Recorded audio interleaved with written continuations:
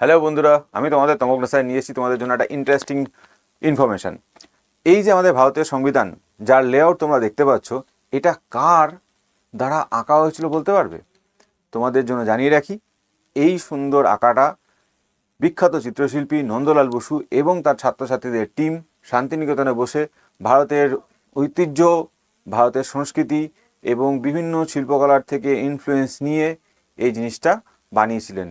এতে কোনো সন্দেহ নেই, ভারতবর্ষের ইতিহাসের মধ্যে এবং সংবিধানের মধ্যে one of the most important page, that is the preamble, অর্থাৎ আমাদের প্রস্তাবনা, সেইটা সংবিধানের সব থেকে বেশি ডেকোরেটেড, অর্থাৎ ছবির এবং শিল্পকলার দ্বারা ডেকোরেটেড পেজ।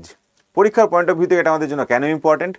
বিকজ 2019-এর পিএসসি মিসলেনিয়াসে এই কোশ্চেনটা এসেছিল যে ভারতের সংবিধানের মূল চিত্রশিল্পী বা ভারতের সংবিধানের লেআউটের মূল চিত্রশিল্পী কে ছিলেন। অ্যান্সারটা জানা রইল তোমাদের জন্য। এইরকম কন্টেন্ট আরও দেখার জন্য আমাদের চ্যানেল আড্ডা 24/7 WBCS টপার চ্যানেলটা ফলো করতে থাকো।